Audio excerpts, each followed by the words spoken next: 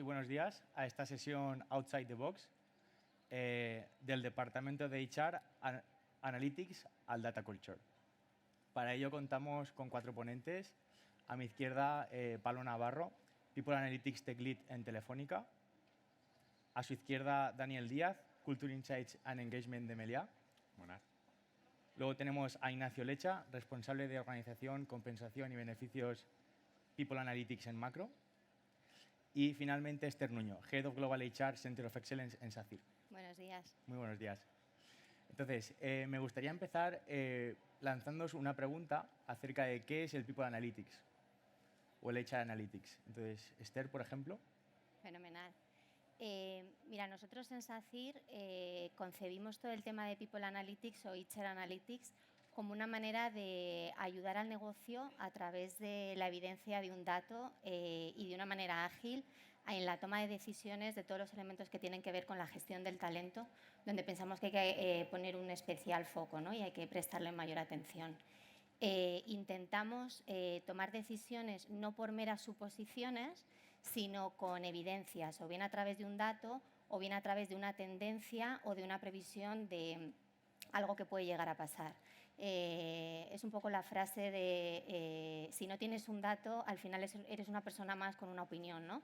Huir un poco de ahí. Estos datos siempre los contextualizamos en base a las necesidades del negocio para que todos estemos hablando y entendamos lo mismo. Entonces, en este sentido, lo que tenemos es un departamento de People Analytics desde la corporación y luego cada unidad de negocio, en función de las necesidades que tenga, pues destina recursos necesarios para ello. Muy bien. ¿Cuáles son los principales KPIs estratégicos o temas que estáis tocando en este ámbito?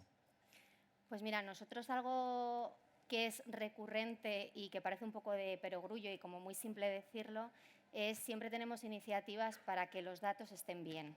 ¿Vale? Al final, por experiencia, si no tienes una buena materia prima, pierdes credibilidad a la hora de presentar los datos al negocio. En este sentido, no queremos ser inmovilistas y no dejamos de aportar si no tenemos el dato perfecto. Simplemente lo que tenemos que hacer es coger los datos con los que nos sintamos cómodos y que son robustos a la hora de presentar al negocio. Entonces, nosotros tenemos un cuadro de mando con unos KPIs, que eso ya lo tenemos diseñado y que funciona bien, tiramos y con nota, pero luego en paralelo estamos trabajando en 2 vías convergentes. Por un lado, estamos intentando dotar a los managers de la información que necesitan en cada momento y en cada momento requiere que esa información sea de manera interactiva. Y por otro lado estamos intentando, que yo creo que es en lo que estamos un poquito todos, de conseguir que el dato sea predictivo, de intentar anticiparnos a posibles alertas o cosas que tiene el negocio y que la función sea más de prevención y no de reacción. Y nosotros estamos en ese punto. Muy bien. Pablo, ¿cómo es en vuestro caso en Telefónica? Pues para la primera pregunta de People Analytics, nosotros lo consideramos una herramienta más, que en este caso es utilizar la analítica avanzada para el apoyo a la persona, para el apoyo al empleado. Al final lo utilizamos como una herramienta más de la suite de soluciones para dar una visión un poco más profunda y más, como decía Esther, más de conocimiento real y no tanto de intuición o tanto basado en la experiencia. Vale. Y para al final los KPIs, nosotros lógicamente tenemos que separar dos grandes bloques.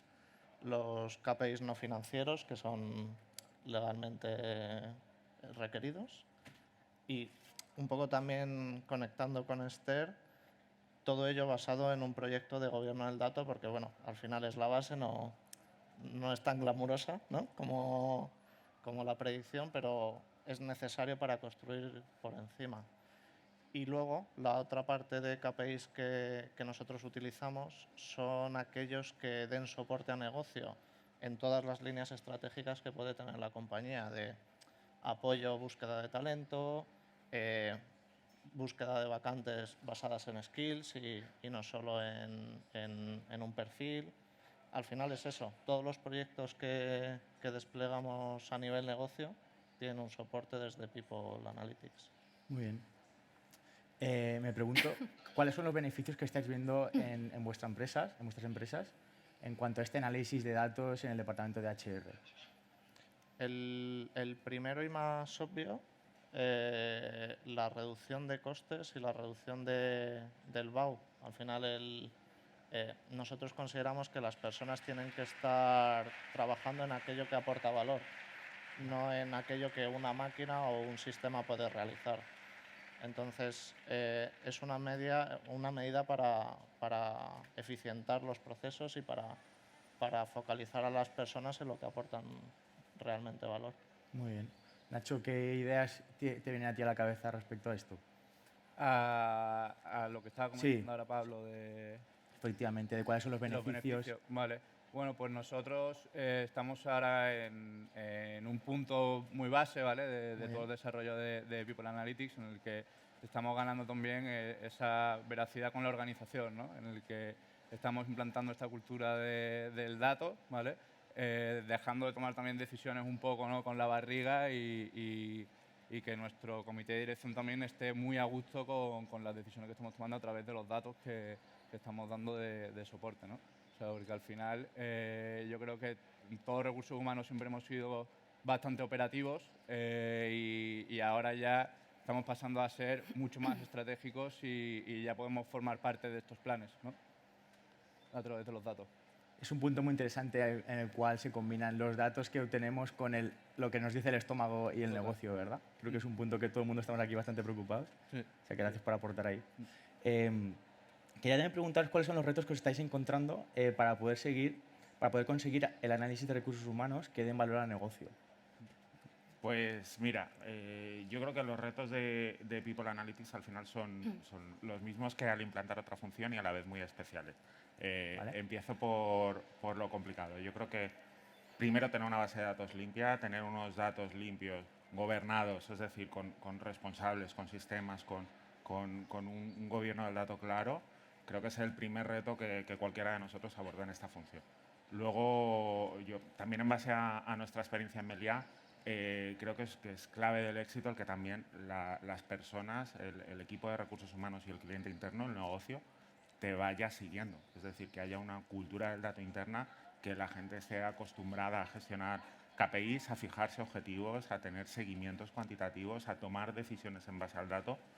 Y si la gente no te sigue, al final puede haber unos cuadros de mando estupendos o unos reportes maravillosos o un test predictivo que predice con un 90% de éxito el perfil perfecto, pero si nadie lo usa, al final no sirve, ¿no?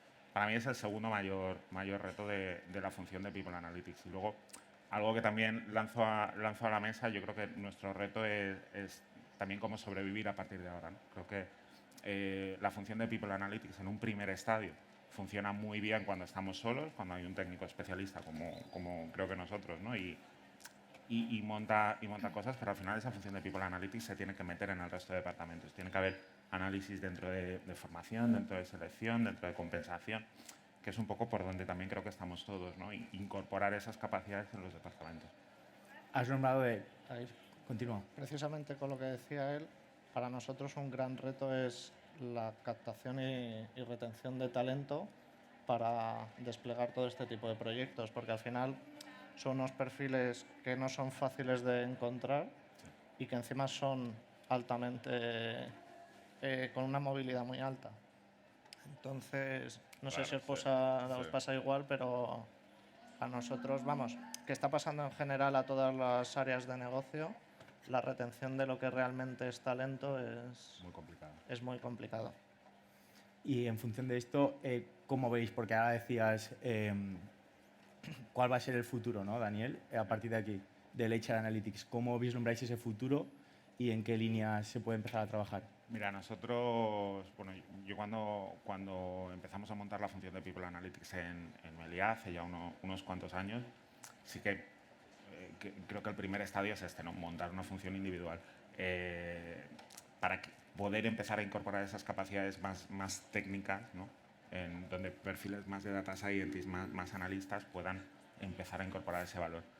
¿Hacia dónde vamos? Nosotros en Meliá lo que hemos hecho ha sido mantener esa función como muy transversal pero sí incorporar diferentes perfiles o diferentes capacidades en cada uno de los departamentos. Como tenemos una especie de Learning Analyst, de Recruiting Analyst, de Cultural Analyst y que podemos de alguna manera ya focalizarnos, ¿no? Aportar valor. Yo digo siempre que People Analytics es la persona que está sentada al lado de la persona que toma las decisiones, ¿no?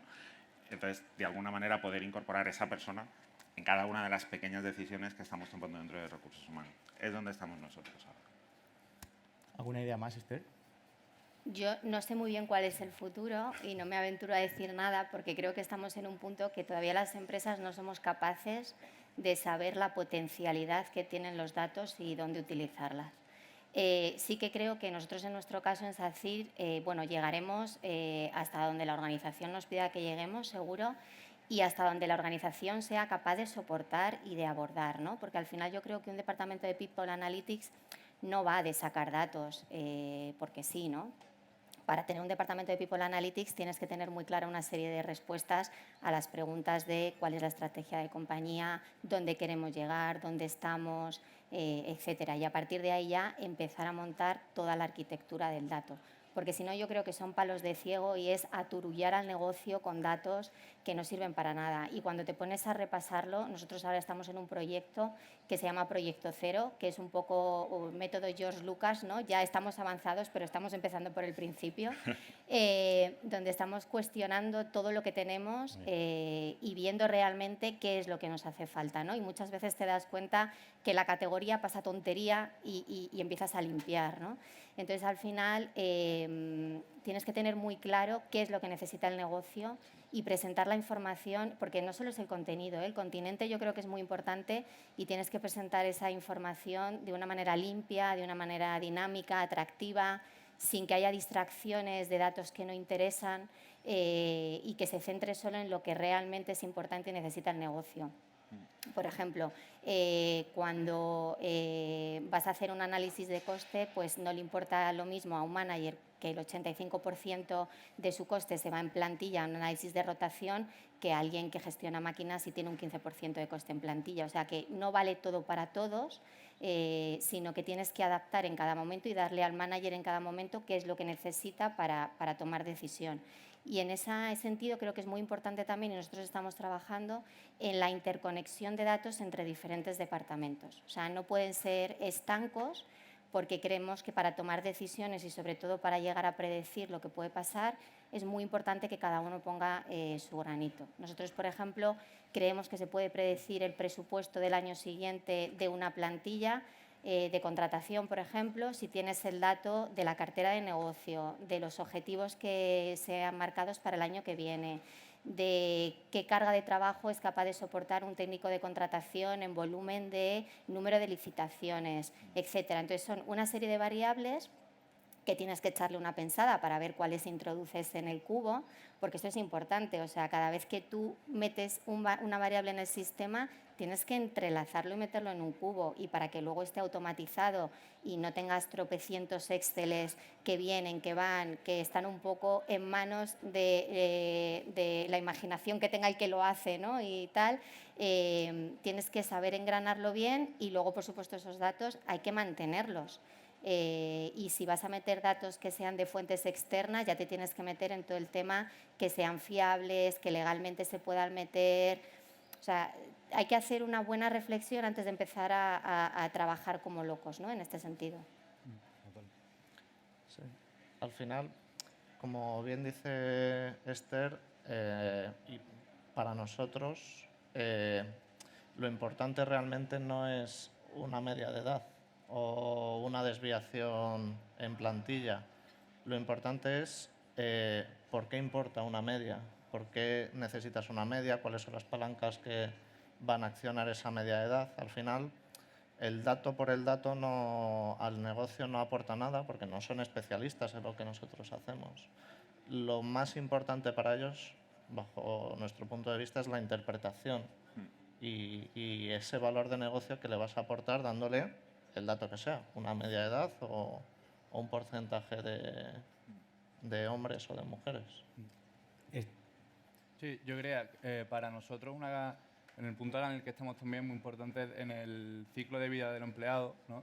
el diseñar bien las métricas que vamos a tomar y el para qué lo vamos a hacer, ¿no? O sea, que yo creo que eso es el saber el para qué y qué foco estás poniendo, ¿no? Que como estamos hablando, yo creo que es lo más importante, porque también va a acabar también en el ciclo de vida del empleado y le va a impactar directamente al empleado, ¿no? Y al final, con todos los datos queremos que esté en el centro, ¿no? Y es como les vamos también a ayudar, ¿no? Desde el workforce planning hasta la salida del empleado, ¿no? Yo creo que desde nuestra función tenemos que asegurar una buena experiencia con estos datos y hablando el lenguaje también del negocio, ¿no? Que yo creo que es lo importante también cómo les podemos ayudar. Estáis hablando mucho de cómo preparar esa información, qué información seleccionar, qué información entrelazar. ¿Cómo hacemos toda esta información relevante para el C-Level Suite? O sea, para un CHRO o para un CEO, ¿cómo lo vemos relevantes dentro de la organización? ¿Y qué KPI son por donde tienen que ir los tiros? Según vuestra opinión. Pues, bajo mi punto de vista, dependerá del estado de madurez de la compañía. No es lo mismo una compañía, una startup que acaba de empezar y tiene 10 empleados, que una compañía, como es nuestro caso, el Grupo Telefónica, que son 120.000 empleados. Al final, el punto de madurez de la compañía dependerá o condicionará mucho qué KPIs vas a necesitar. Para saber qué KPIs vas a necesitar, al final no es más que estar interconectado con el negocio, no ser una función aislada que tira para adelante sin mirar a su alrededor. Habrá momentos en los que tendrás que tirar o tenderás a datos más puramente operacionales. Habrá otras veces que tirarás más a datos de experiencia de empleado o más datos comportamentales del empleado. Así que dependerá mucho del punto de madurez de la compañía. Yo creo que hay que preguntar y es muy importante que el negocio esté en la fase de diseño para que nos digan realmente qué es lo que les preocupa en cada momento. ¿Y cómo lo vendes? Pues mira, yo creo que ahora mismo recursos humanos o nuestra función está viviendo una época bonita, interesante con el tema de Analytics, donde nuestro perfil ha virado y ahora demandamos cada vez más gente que se incorpore y que tenga capacidad analítica y de interpretación, ¿no? Yo creo que ya no va de que consolidemos datos, que hagamos un control C, control V y presentemos 3 semanas más tarde algo, sino que ahora se nos exige la capacidad de interpretar y de dar una solución en tiempo. Y creo que esa es la gran diferencia y por qué yo siento que hemos ido un poquito por detrás de un departamento de finanzas, que finanzas recursos humanos al final son cross de la compañía y es porque ellos van con datos encima de la mesa y nosotros hasta el momento no. Entonces, al final, con esta era de People Analytics, creo que estamos consiguiendo que se nos tenga en cuenta y que participemos en la mesa donde se decide la estrategia de la compañía porque ya soportamos evidencias, ¿no? Y no suposiciones o opiniones de la gente. Entonces, esas evidencias que nos dan credibilidad y fiabilidad, nosotros en nuestro caso es como estamos consiguiendo posicionarnos como socio de nuestro cliente interno y que nos pregunten a la hora de tomar una decisión estratégica, que ya vengan a preguntarnos, ¿no? Entonces yo creo que para nosotros esa fase que es la que estamos viviendo ahora está siendo el éxito de todo el montar esta arquitectura del dato, gobierno del dato, del tema de Analytics. Yo quería volver a una idea que está flotando mucho en la conversación, que es que al final nosotros somos una función que tiene que estar al lado del negocio como la función de financiero, como decía Esther, y de alguna manera lo que nos diferencia a nosotros es que no solamente estamos ejecutando los datos como un área de reporting o como un área de contabilidad, un picadatos, sino que lo que estamos haciendo es aportar análisis, aportar insights, aportar experiencia, aportar ese gusto, ¿no? Y creo que además el plus que podemos aportar los de recursos humanos, que tradicionalmente hemos estado muy anclados en el estómago, en la parte emocional, en yo conozco a las personas, yo los he reclutado, han crecido conmigo, ¿no? Que podemos aportar encima ese análisis, ¿no? a esas evidencias cuantitativas, a ese análisis predictivo que podemos llevar, encima podemos aportar nuestra experiencia, ¿no? Nuestro saber hacer y ayudar, llevar de la mano casi al C-suite, a nuestros jefes a oye, vamos a interpretar estos datos juntos, ¿no? Lo de menos es el número. Vamos a ver qué está pasando aquí, lo que decías tú antes. ¿Qué está pasando aquí? ¿Por qué esto es importante? ¿Por qué te estoy señalando aquí? ¿Qué podríamos hacer? ¿Hacia dónde podríamos ir? ¿No? Yo creo que es un mix muy chulo al final entre datos y estómago, que nosotros estamos súper bien posicionados como recursos humanos. Muy bien. Os quería preguntar acerca de inteligencia artificial. O sea, ¿qué papel le atribuís a la inteligencia artificial dentro del HR Analytics? Pues dependerá del estado de madurez, igual que lo anterior.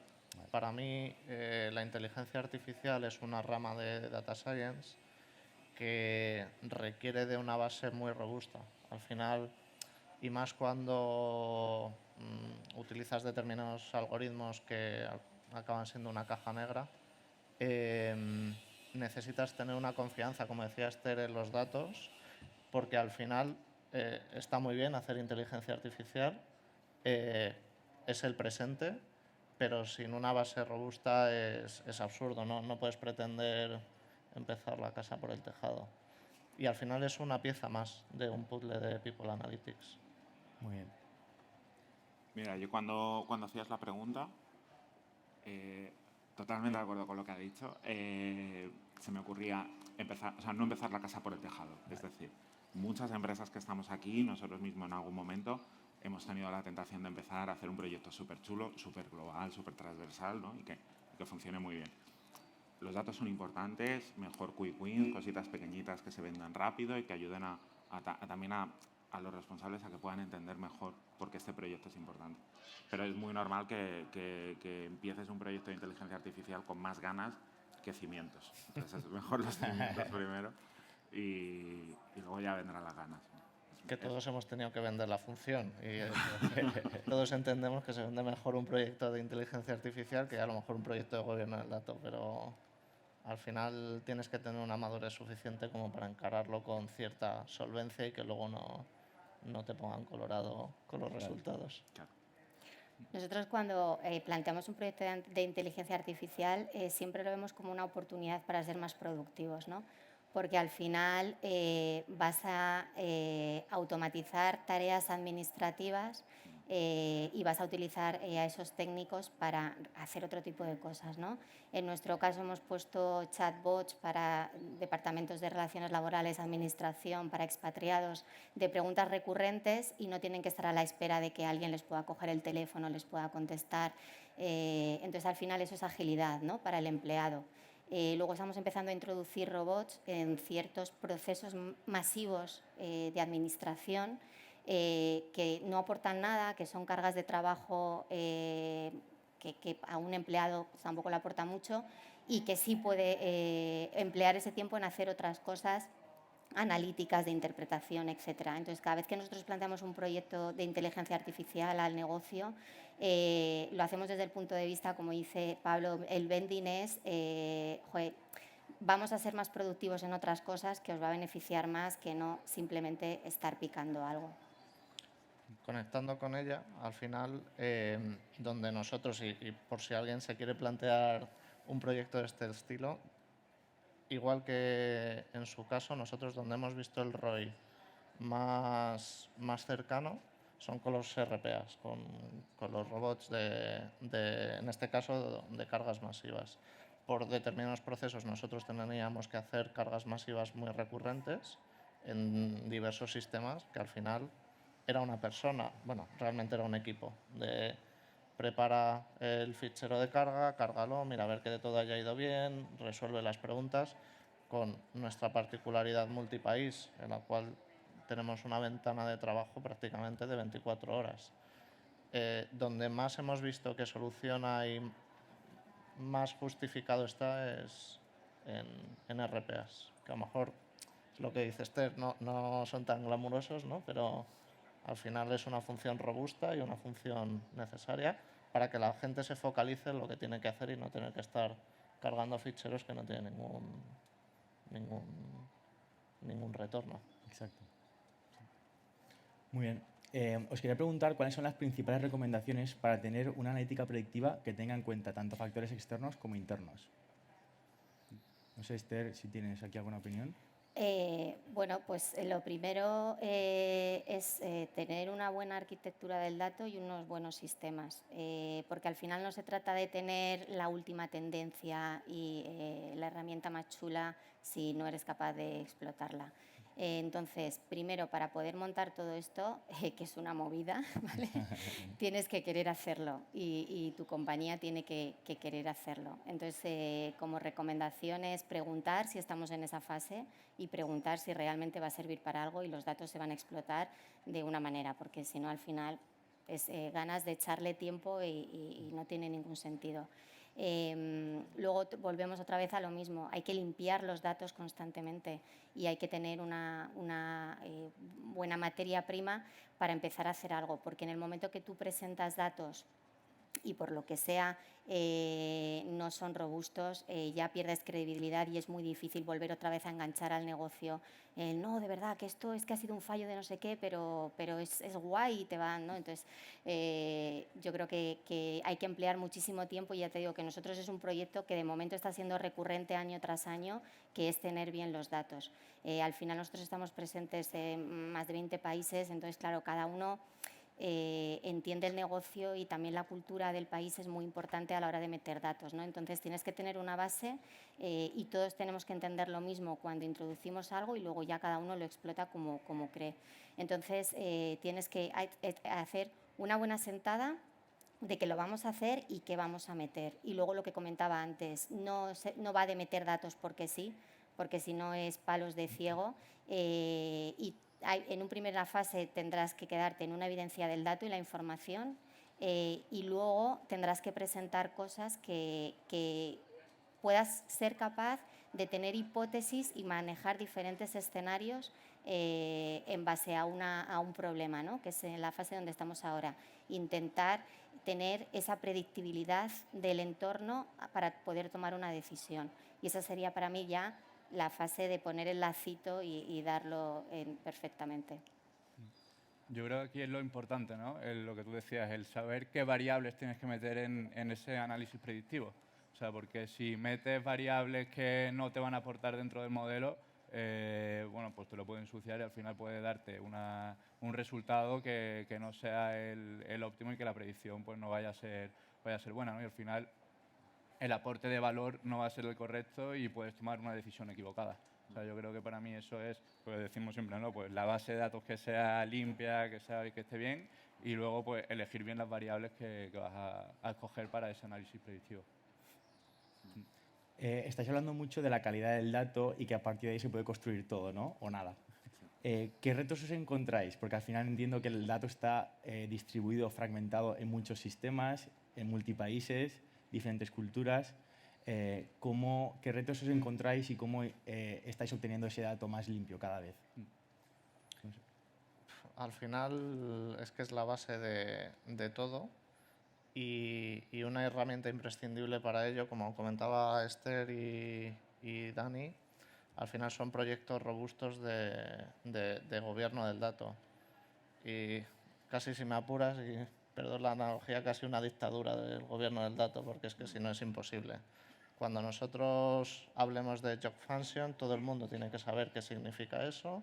Estés, como decía Esther, en Brasil, en Alemania o estés donde estés, porque si no existen estos proyectos en los cuales todos sepamos a qué nos enfrentamos y todos sepamos qué es lo que significa cuando se nos pide algo, no es imposible hacer proyectos de analítica avanzada. Los haces igual, pero el resultado no va a ser útil. Por tanto, es la base de todo.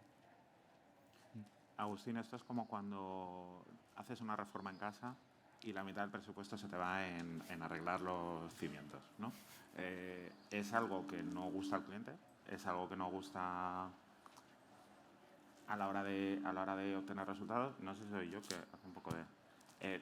es a la hora de vender, que de los resultados que no vende, que no luce, que no es una parte bonita, pero hay que hacerlo. Y el gobierno del dato tiene que estar, la calidad del dato tiene que existir, porque si no el proyecto no va a servir para nada. O sea, todos te podemos contar algún caso seguro, que ahora no me preguntes esto, donde no ha funcionado un proyecto solamente porque la calidad del dato, lo que decía Esther, ¿no? Pues vas a presentar un dato que no es robusto y tienes que recular. Para mí es el paso 1 de cualquier proyecto de People Analytics. Total. Muy bien, gracias. Quería preguntaros acerca de cómo aterrizamos al empleado los planes de acción o decisiones que se toman gracias a la influencia del People Analytics. Para mí ahí yo creo que tenemos un aliado muy fuerte, ¿no?, dentro de recursos humanos, que es la comunicación interna. O sea, comunicación interna también nos tiene que ayudar bastante a cómo vamos a bajar también esos planes de acción, ¿no? O sea, cuando, por ejemplo, cambias una política de bonus que puede ser totalmente novedosa, ellos tienen que utilizar también los canales correctos, ¿no? Y que le llegue también a todos los empleados y que también tienen que hablar con branding, ¿no? Y utilizar, pues, para mí, al final la comunicación del dato y de todos los planes, cómo los vas a aterrizar, es lo más óptimo, ¿no? O sea, y cómo lo va a plasmar, ¿no?, ese plan de acción. Entonces, para mí, el aliado es comunicación interna total. O sea, que nos tiene que ayudar también a llevar, ¿no?, un poco esa estrategia dentro de People Analytics. Muy bien, un cambio cultural, ¿no? Claro, total. Al final, transparencia. Transparencia y pulcritud. Si tú consigues explicar a tus personas, a tus empleados, por qué es interesante hacer un proyecto de utilización de las herramientas colaborativas, al final el proyecto va a estar mucho más respaldado por toda la compañía y por, al final, las personas que integramos la compañía. Transparencia es fundamental. Yo estoy totalmente de acuerdo con Pablo. Transparencia y es lo que tú dices, al final es un tema cultural, ¿no? Al final, si la compañía, los empleados ven que se toman decisiones en base a datos robustos, es hacia donde vamos, ¿no? Y al final todos lo hemos vivido, desgraciadamente ahora en época de pandemia, que nuestra vida ha estado marcada por unos datos, ¿no? Es la incidencia acumulada, el no sé qué, y en base a eso se tomaban decisiones, ¿no? Es un poco hacia dónde vamos, siempre y cuando yo soy partidaria de tener un modelo híbrido, ¿no? Hay en algunos casos donde hay que ponerle piel o estómago, como decía Nacho, a las cosas, y más en recursos humanos, que tampoco podemos ahora ser los mayores analíticos de datos del mundo, sino que ponerle un poco de cabeza, y hay en determinadas ocasiones donde sí que creo que seguiremos aportando, bueno, pues nuestra piel, nuestra intuición, en algunos procesos más que en otros. Por ejemplo, nosotros en selección tenemos una analítica de comportamiento predictivo que se le pasa a un candidato y para mí eso es una fuente más de información a la hora de tomar una decisión, pero al final el feeling que hayas tenido, yo de momento no soy capaz de que eso me lo dé un dato, ¿no? O sea, que sí que yo creo que lo del está muy bien, analytics y tal, pero que tampoco debemos perder el foco que nos dedicamos a las personas. Muy bien. Quería preguntaros, ¿por qué el People Analytics es clave para asegurar la Employee Experience? Venga, voy yo. Mira, nosotros en Meliá ahora estamos haciendo un cambio cultural, fruto de un cambio organizativo muy grande que hemos hecho, que hemos aprovechado estos 2 años de pandemia donde el negocio ha estado en niveles mínimos, ¿no? Hemos aprovechado para reorganizarnos, cambiar funciones y cosas que antes se hacían de una manera en la operación, ahora se hacen de otra manera, ¿no? Y esto viene asociado a un cambio cultural bestial a nivel interno. Claro, hemos aprovechado, nosotros desde Recursos Humanos y desde People Analytics, hemos aprovechado para hacer unas escuchas, unos feedbacks muy constantes para ir haciendo como una especie de cata, ¿no?, muy inmediata sobre determinados colectivos de qué está funcionando, qué no está funcionando, qué alertas deberíamos tener sobre la mesa, no. Al final, la experiencia del empleado, lo que estamos viendo es que estamos escuchando muchísimo más a la gente, porque antes un cambio tan bestial de estas características nos dejaríamos llevar mucho por el pasillo, por el estómago, por el ostras, yo creo que tal, yo creo que esta zona tal, ha venido el responsable, no sé cuál, me ha contado una historia, madre mía, ¿no? Pero en cambio, teniendo una foto tan grande de lo que está pasando y pudiendo tener alertas o insights de dónde están los puntos de acción, estamos escuchando muchísimo más porque no te estás perdiendo nada. Y al revés, tampoco te estás dejando llevar por ese estómago de, es que ha venido no sé quién. que es una institución en la casa y me ha dicho no sé cuánto. Voy a hacer algo. Oye, cuidado, esto que me han contado está dimensionado así, vamos a tener cierta perspectiva con con nuestro estómago, ¿no? Entonces, como conclusión, es que nosotros en Meliá, por paradójico que pueda sonar, People Analytics nos está ayudando a escuchar más a las personas, nos está ayudando a ser más sensibles con lo que está pasando, ¿no? Y al final, de una u otra manera, la experiencia del empleado pues sí que se ve impactada por esto. Sí, y yo creo también que desde People Analytics también estamos empezando a meter en la cultura dentro de recursos humanos lo que es el diseñar, el medir las métricas, el analizarlas, el mejorarlas y luego controlar, ¿no? Y volver otra vez a diseñar, oye, pues las métricas que tengamos que mejorar, ¿no? Y yo creo que esto en todo el ciclo de vida del empleado es importante también para que los procesos, ¿sabes? Sean los correctos, ¿no? Y que al final pues el empleado pues lo tengamos también, ¿no? En el centro, como comentaba antes, y que hay que preguntar. O sea, yo creo que preguntar es básico. Hacer encuestas de clima, ya sean trimestrales o bianuales, y entrevistas de salida, ¿no? También, que también yo creo que son bastante clave pues para medir un poco el pulso, ¿no? De por qué se te está yendo la gente y bueno, y poderlo mejorar, ¿no? Otra vez. O sea, que yo creo que es básico. Al final, cada vez más y afortunadamente, la experiencia de empleado se está individualizando. Nosotros, por ejemplo, pese a ser una compañía con muchísimas personas, cada vez tendemos más a individualizar la experiencia de empleado y que afortunadamente dejes de ser un número y seas una persona y que el catálogo de servicios, productos o herramientas no sea genérico y sea específico para ti, que tu experiencia dentro de la compañía sea la que tú buscas. Y para ello es imprescindible una función como People Analytics, porque para recomendar tienes que conocer, para individualizar tienes que conocer, y para crear una experiencia particular para cada uno de tus empleados, debes de conocer cada uno de tus empleados y saber, entre comillas, catalogarlo y saber que esta persona está en este momento profesional y necesita esta serie de productos, servicios, lo que sea.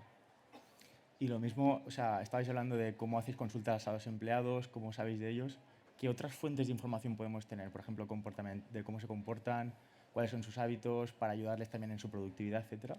Nosotros hemos evolucionado mucho en People Analytics, un poco enlazando con lo que todos decíamos, que depende mucho del estado de madurez en el que estés. Lógicamente partimos de unos datos muy operacionales, muy operativos, muy de la operación y de conocer al empleado simplemente por su perfil de empleado. Con ello viramos más hacia datos, como decíamos todos, más de experiencia del empleado, de cómo se siente, cómo siente a la compañía, qué piensa de la compañía, qué piensa de su departamento.